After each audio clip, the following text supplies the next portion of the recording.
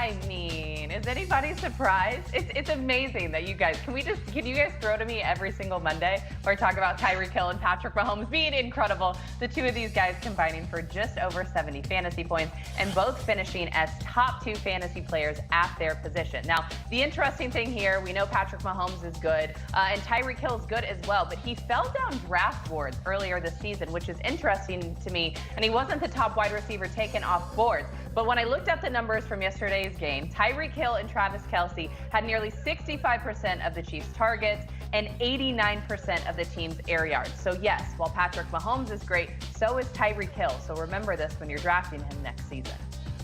Oh, I'm sorry, Kimmy. I don't want to ruin this parade for you, but actually, Kyler Murray had the most. Don't do it. Kyler Murray had the most fantasy points of the quarterbacks. I'm sorry. I hate to be the bearer of bad news, but he barely edged out. How was Andy Dalton?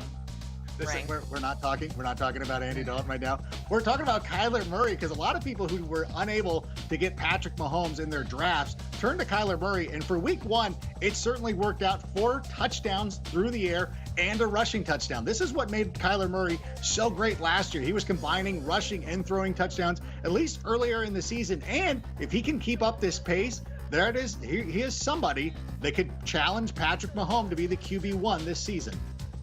Watching Kyler was a lot of fun on Sunday, but Deebo Samuel was also a whole lot of fun. And apparently, we can only talk about players who are on teams that have red as their primary color. But 9 catches, 189 yards, and a touchdown in that one.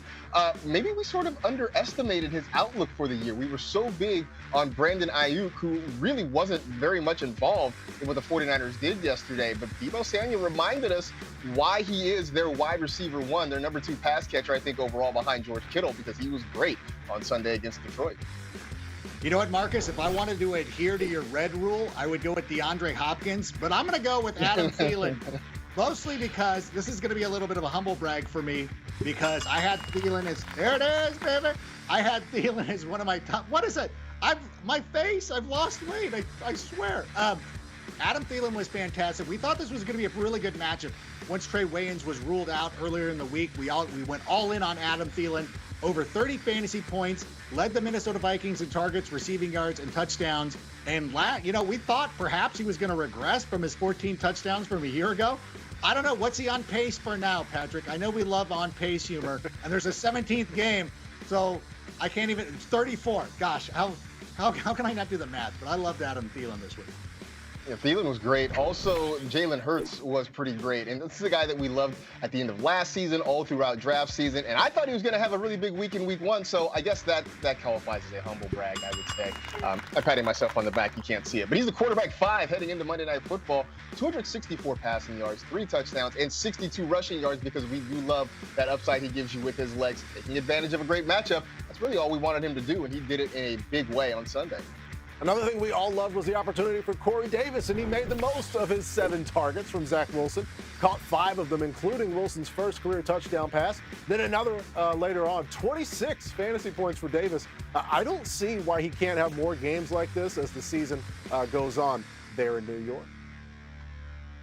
Christian McCaffrey, he's returned. Let's talk about the other side of that game versus the Jets. The consensus first rounder and consensus first round pick for a lot of people is still very good at football coming off of that injury. Even though he did not get into the end zone, he still was the RB1, just shy of 28 fantasy points. Now, next week, he's going to have a little bit of a tougher matchup going against the New Orleans Saints, who held Green Bay to only 3 points. So maybe he falls out of that top spot, but still assuming Christian McCaffrey, still good, still will be a top 5 fantasy running back. Welcome back, CMC.